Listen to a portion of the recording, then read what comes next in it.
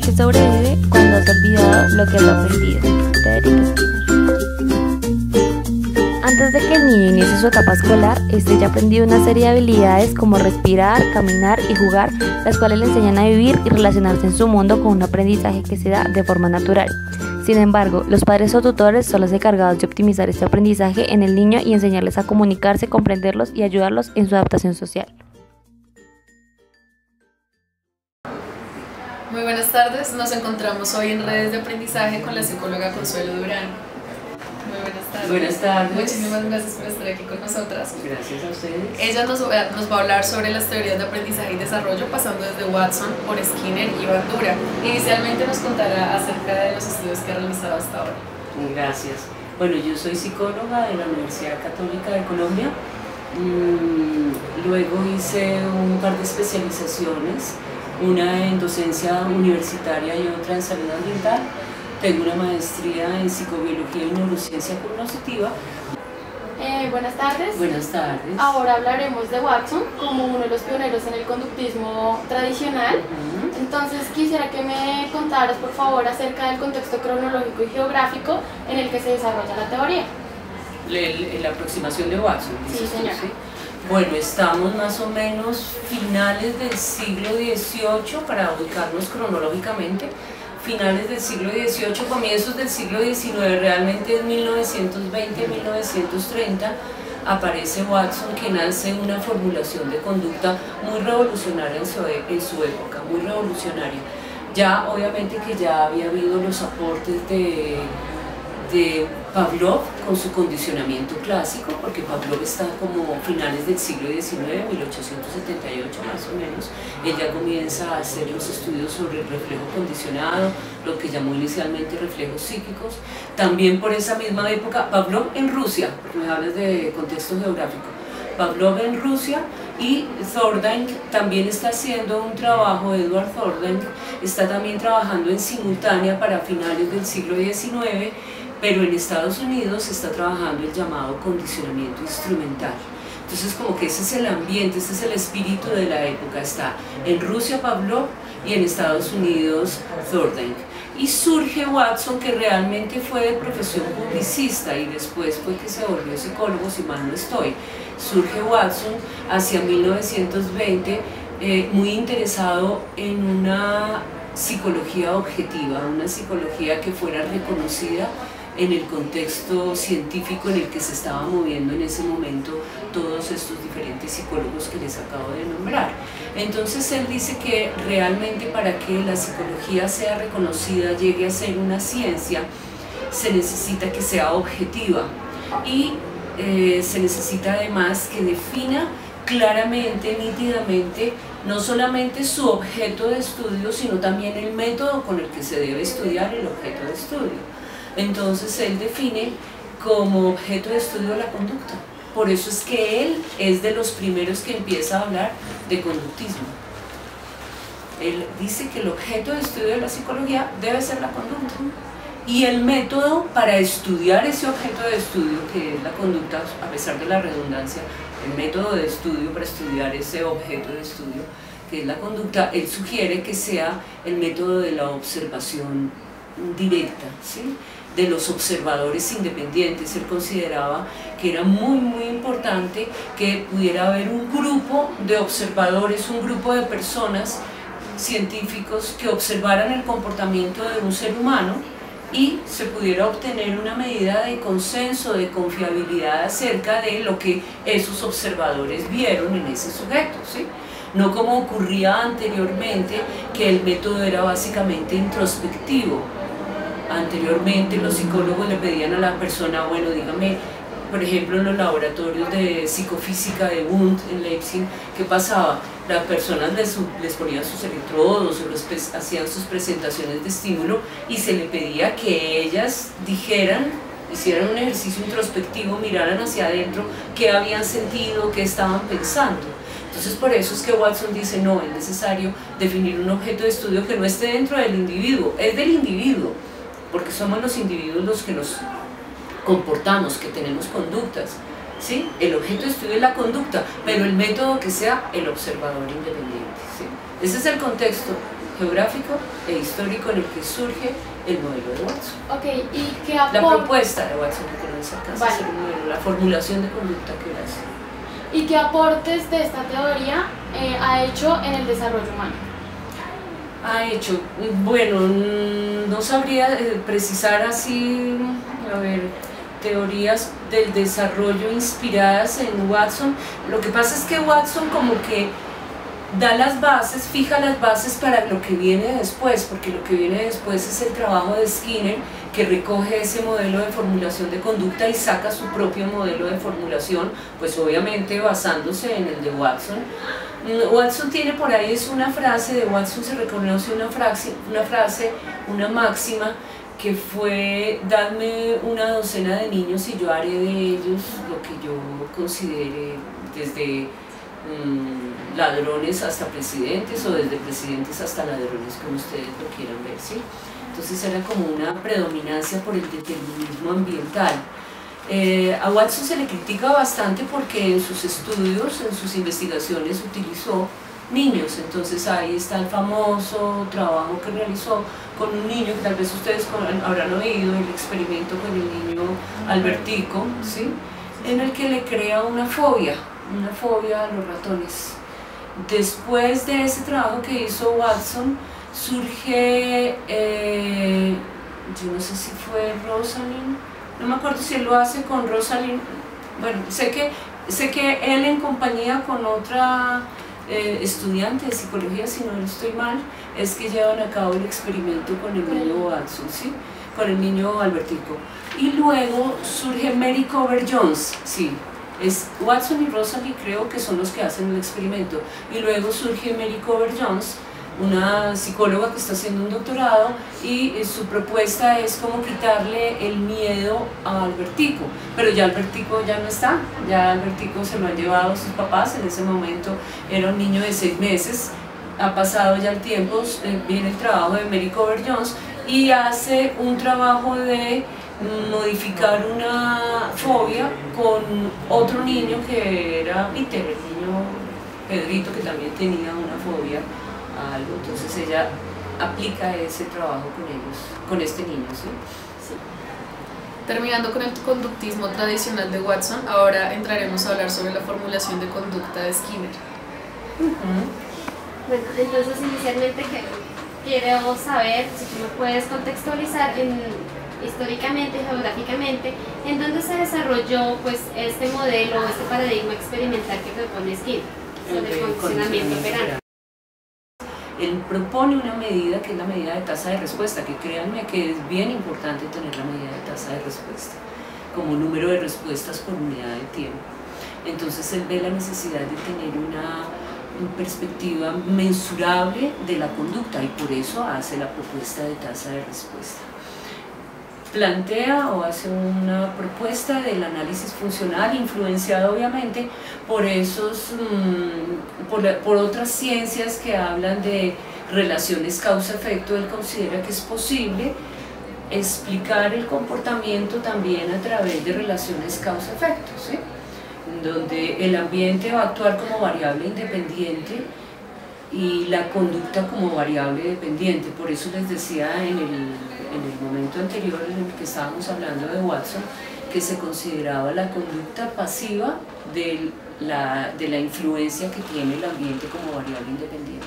Entonces él hace una propuesta de análisis funcional del comportamiento en el que identifica una variable independiente o varias numerosas variables independientes que influyen sobre la conducta que va a ser la variable dependiente, haciendo un excelente control de variables extrañas o de variables intervinientes, para que de esa manera se pudiera efectivamente, si se tenía bien controlado el ambiente, se pudiera determinar y explicar las variaciones en la conducta, es decir, en la variable dependiente, resultado de las manipulaciones que se hubieran hecho en la variable independiente. Entonces hace una propuesta muy importante, una formulación de conducta muy importante, eso es más o menos años 40, la propuesta de Skinner, y plantea algo que es que marca una gran diferencia entre estas aproximaciones al aprendizaje y otras que han existido también, ¿sí? Y es que él plantea leyes y principios. No planteó teorías, él se reconocía como ateórico, pero sí plantea diferentes leyes y principios. Ya se había planteado con Thorndike la ley del efecto. Ya también Pavlov había trabajado la ley del condicionamiento clásico. Skinner propone los principios del condicionamiento operante y sus respectivos procedimientos. Él propone el principio de moldeamiento, de reforzamiento, que lo divide en reforzamiento positivo y reforzamiento negativo, el principio de castigo, que también se divide en castigo positivo, castigo negativo, y de extinción, ¿sí? Además propone una serie de programas de reforzamiento que van a generar diferentes efectos sobre la tasa de respuesta. O sea, él hace una propuesta muy completa. Skinner es muy reconocido, ampliamente reconocido, así como también ha sido, pues ya también replanteadas muchas de sus propuestas y de sus presentaciones. Doctora Consuelo, ¿tú podrías contarnos, a partir de esos principios que plantea Skinner sobre el condicionamiento operante, cuáles son los aportes al desarrollo humano que él plantea? Bueno, mucho, eso sí, ya con base en el modelo del condicionamiento operante se puede explicar claramente cómo es el desarrollo de ciertos patrones conductuales en los niños, ¿sí? Por ejemplo, en cada una de las diferentes etapas del niño, desde su nacimiento hasta nosotros, hasta la edad adulta, siempre hay momentos en los cuales sus comportamientos pueden ser explicados, los de los niños, pueden ser explicados a través de la aplicación que se hayan hecho de los diferentes principios del condicionamiento operante, ¿sí? Es decir, el reforzamiento positivo, el castigo positivo, el castigo negativo, todos y cada uno de ellos influyen sobre la conducta, logrando que ella, en un momento dado, que el niño adquiera un nuevo comportamiento a través de un programa de moldeamiento, por ejemplo. O una vez adquirido ese comportamiento, pues que el niño aumente la tasa de respuesta de ese comportamiento, ¿sí? Su tasa de respuesta a través de programas de reforzamiento positivo, reforzamiento negativo, o programas de reforzamiento diferencial, por ejemplo, de tasas altas, que se busca que la tasa sea precisamente alta en la de respuesta de ese niño. También a través de los principios del castigo se puede explicar de qué manera un comportamiento que podría ser incluso adaptativo termina disminuyendo en probabilidad de ocurrencia, o comportamientos desadaptativos también. Si se hace uso del castigo se logra disminuir probabilidad de ocurrencia de la conducta. La extinción también, como su nombre lo indica, sería para disminuir la tasa de respuesta de comportamientos de los niños, ¿sí? Realmente en la escuela, en la casa, al interior de la familia, se hace uso de estos diferentes principios del condicionamiento operante para modificar la conducta de los niños. Tienen una gran aplicación estos principios del condicionamiento operante en la modificación del comportamiento de los niños, o en la adquisición, mantenimiento y extinción de una nueva conducta. Los programas de reforzamiento también. Perfecto. ¿Tú podrías darnos un ejemplo breve de cómo se ve reflejado este condicionamiento en estos principios que tú nos acabas de decir, en el reforzamiento positivo? ¿Un ejemplo de un niño? ¿Sobre el comportamiento de un niño? Sí, a ver, con frecuencia yo les pido a los estudiantes que identifiquen sujeto, respuesta operante, consecuencia, contingencia, porque estos principios se basan en la noción de contingencia, y efectos sobre el comportamiento. Entonces, un ejemplo que les doy con frecuencia es algo que quizás ustedes han visto cuando llegan a un supermercado o a un centro comercial, que eventualmente hay unos padres de familia con un niño que está tirado en el piso haciendo una pataleta, ¿sí? Y pueden ocurrir muchas cosas en ese momento. Puede ocurrir que las otras personas se acercan y miran al niño, miran al papá, a los papás, como así, y esa presión social que viven los padres en ese momento particular puede hacer que una de dos, los padres decidan comprarle lo que el niño quiere, ¿sí? O por el contrario, los padres decidan ignorar al niño, dejarlo que llore, que la gente pase, mire que está ahí, mejor dicho, contorsionándose en la pataleta. Bueno, que la gente pase, lo mire, entonces lo ignoran. Otra posibilidad es que simplemente lo castigan, ¿sí? lo regañan, le hacen caras y en algunas ocasiones muy desafortunadas lo golpean. Ahí tendríamos 3 situaciones en las cuales se está haciendo uso de 3 principios del condicionamiento operante. Cuando van y le compran lo que el niño quiere, se podría decir que le están haciendo un reforzamiento positivo contingente a la respuesta de hacer pataleta en el centro comercial, en presencia de otras personas. Cuando lo ignoran, se podría decir que están aplicando un principio de extinción, ¿sí? No lo están ni atendiendo, ni reforzando, ni castigando por su comportamiento, ni porque llore ni porque no llore, lo ignoran por un tiempo corto. Cuando lo golpean de forma contingente a su respuesta, se podría decir que están aplicándole un castigo positivo, un estímulo aversivo contingente a la respuesta, con el ánimo que en el futuro se espera, entre comillas, el niño deje de hacer pataleta, cosa que no va a ocurrir porque muy probablemente lo va a volver a hacer, ¿sí? Pero a su vez, así como el comportamiento del niño se ve modificado o reforzado o castigado a través de la forma en que actúan los padres, lo mismo pasa con el comportamiento de los padres, ¿sí? Los padres compran para quitar el estímulo aversivo, van y le compran el regalo al niño para quitar el estímulo aversivo. Los padres ignoran al niño para ver si logran quitar el estímulo aversivo, siendo cuál el estímulo aversivo ahí para los padres. ¿Cuál sería? La pataleta del niño, ¿cierto? Entonces, o le pegan para ver si quitan de esa manera el estímulo aversivo. Entonces, tanto el niño como el padre, y eso es lo típico en las relaciones interpersonales, todo el tiempo están mediándose relaciones de contingencia, de refuerzo, de castigo, etc. Luego de hablar de las opiniones sobre Watson y Skinner, ahora queremos saber tu postura acerca del aprendizaje social de Bandura. ¿Ya? ¿O tú?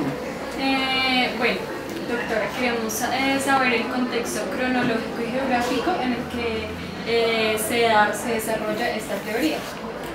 Bueno, Bandura también está en Estados Unidos. Bandura, ahí hay una cosa muy importante históricamente, y es la revolución cognitiva. Hacia los años 60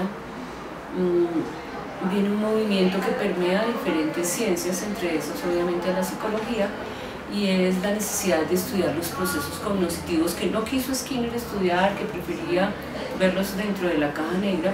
Se da ese movimiento importante y muchos psicólogos se sienten influenciados precisamente por la revolución cognitiva, entre esos los del aprendizaje social, que es Bandura uno de los principales representantes, pero hay otros, también está Robotek, también hay otros investigadores allí en este grupo de teóricos del aprendizaje social. También se conoce como aprendizaje cognitivo social, ¿sí? Entonces ese es el momento histórico de la propuesta de Bandura. Bandura, si quieres graba esto que me parece tan chévere sobre esa definición, mira, te la pongo grande, ponla ahí para que la tenga. Miren, por ejemplo, la definición de aprendizaje que hace Bandura como una actividad de procesamiento de la información en la que los datos acerca de la estructura de la conducta y de los acontecimientos del entorno se transforman en representaciones simbólicas que sirven como lineamientos para la acción. Ahí se nota claramente el sabor cognitivo que tiene esta definición, contraria a otras definiciones de aprendizaje que ustedes pueden haber conocido, por ejemplo, cuando estuvieron estudiando sobre condicionamiento clásico y condicionamiento operante. Claro que el clásico también tiene otras definiciones muy interesantes, ¿sí? Esta es una propuesta de Bandura en 1986. Entonces él hace eso, él propone su modelo del aprendizaje cognitivo social, basándose, a diferencia de Skinner, en un determinismo recíproco, no como Skinner que lo había planteado, en un determinismo ambiental, el mismo Watson también, sino que Bandura reconoce que hay una reciprocidad en 3 componentes, o los 3 elementos principales de la teoría del aprendizaje social, que son la conducta, las cogniciones y el ambiente. Es decir, hay factores cognitivos, factores ambientales y factores conductuales que interactúan entre sí, que guardan por eso se dice determinismo recíproco, se determinan de alguna manera, venimos hablando y diciendo que el ambiente determina la conducta, pues él lo que va a decir es que en algunas ocasiones la conducta también determina el ambiente. Y también muchas veces las cogniciones determinan la conducta, a pesar de estar en un ambiente, y ahí está particularmente, ¿sí? Dice el individuo, aquí que está diciendo que el individuo procesa la información de una forma activa, estructura la conducta, que va a estar obviamente muy relacionada con los acontecimientos del entorno, pero en esa estructuración de la conducta previamente ha ocurrido como una representación simbólica de ese entorno, o sea que uno llega al entorno, se lo representa de alguna manera, estructura su comportamiento y luego hace interacción directa con el ambiente, ¿sí? Entonces, ¿de qué manera aporta esta teoría del desarrollo? Yo creí que me la mostrabas, era para mí. No, tranquila. Yo creí que me la mostrabas a mí. Sí, doctora, queremos saber, o sea, cuáles son, sí, lo que aporta esta teoría al desarrollo. Bien, la propuesta principal de Bandura es el aprendizaje por modelamiento, ¿sí? Diferente a moldeamiento. Moldeamiento es Skinner, Bandura es modelamiento. Él insiste en que una buena parte de los repertorios conductuales de nuestros niños, ellos los aprenden a través de la observación que realizan de sus mayores o de sus pares, de las personas con las que viven. Ese es el aprendizaje por imitación o por modelamiento, a diferencia del aprendizaje en acto. El aprendizaje en acto es cuando ya el niño va, realiza la pataleta en el centro comercial y ve cuál es la consecuencia que obtiene de la conducta de la pataleta, ¿sí? Diferente sería que el otro niño que vio al que estaba haciendo la pataleta lo observa y dice, ah, parece ser rentable, parece ser bueno tirarse al piso, patalear, pegarse contra las paredes, porque eso produce consecuencias, o sea, se empieza a hablar de consecuencias vicarias, de aprender por imitación, ¿sí? Entonces el modelamiento que hacen las otras personas hacia el niño, en fin, el ambiente, pero principalmente las personas, ese modelamiento puede actuar a veces como un facilitador, otras veces como un inhibidor del comportamiento, depende como quiera que sea. Entonces aquí la imitación es importantísima, pero no solamente de comportamientos como el que acabo de nombrar, sino también en la teoría de Bandura hay una parte muy importante que tiene que ver sobre la autoeficacia y la autorregulación. Parece ser que también a través de la imitación se pueden aprender expectativas de eficacia, de autoeficacia y de resultado. Fíjense lo chévere, fíjense lo bonito que es la parte cognitiva, como esas creencias, porque la expectativa es creencia básicamente, ¿sí? Esas creencias de qué tan capaz soy de hacer algo, o sea, esa sería la expectativa de eficacia o autoeficacia, y qué tan capaz soy de lograr lo que quiero, ¿sí? Se aprende también de observar a los demás. Entonces eso influye obviamente en el desarrollo.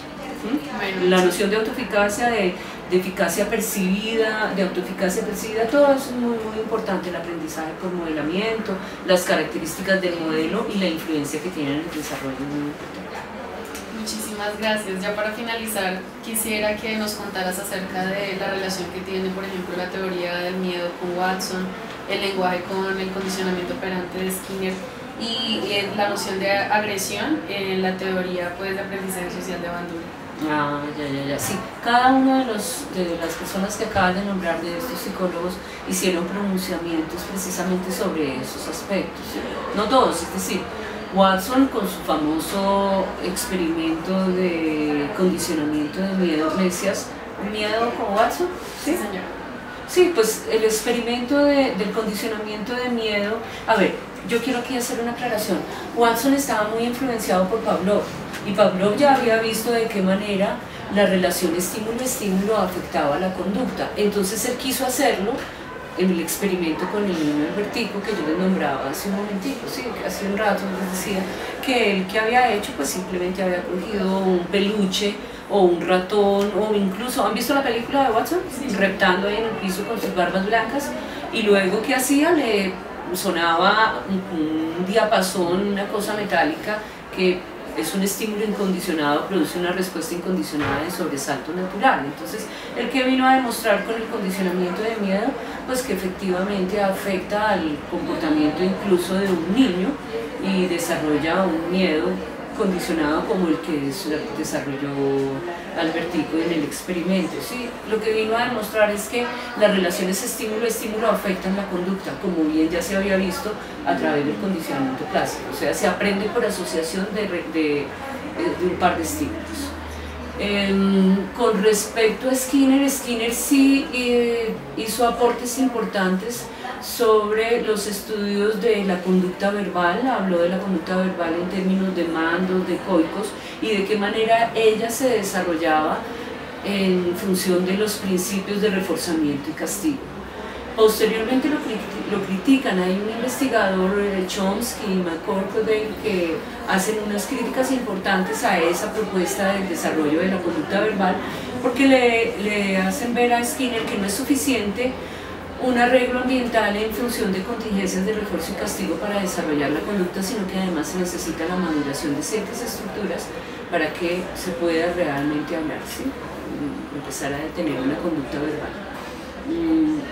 Lo mismo también Bandura dice que para que el niño pueda llevar a cabo la imitación de los comportamientos que él observa en las personas que lo rodean, se necesita haber cumplido y quemado ciertas etapas del desarrollo. Primero va el desarrollo y luego va la imitación. Se necesita el desarrollo de ciertas estructuras cognitivas, de ciertas capacidades de relación, en fin, antes de que el niño llegue a la imitación. Ahora, el aporte que hace Bandura sobre la conducta agresiva fue a través de unos estudios que él realiza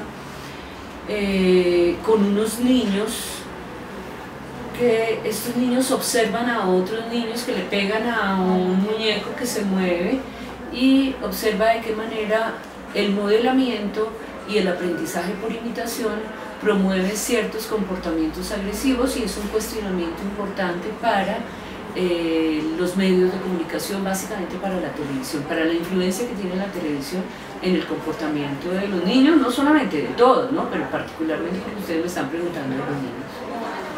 Muchísimas gracias, ya con esto concluimos. Agradecemos muchísimo pues tu participación en este programa.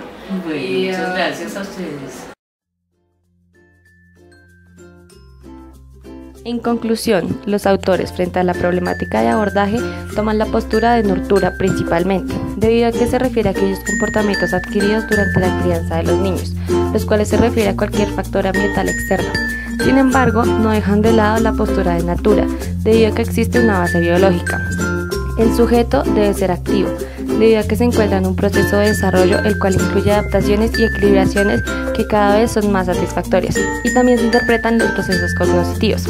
El curso del desarrollo es continuo, debido a que existe un incremento cuantitativo de las conductas aprendidas respecto a la edad. El desarrollo es lineal y no es determinado cronológicamente, sino por la capacidad de adquisición de nuevos aprendizajes. Watson toma una postura mecanicista debido a que el sujeto no es capaz de tomar decisiones dentro de su desarrollo. Sin embargo, Skinner y Bandura toman una postura organicista debido a que se interpretan procesos cognitivos como la memoria, la atención y el lenguaje.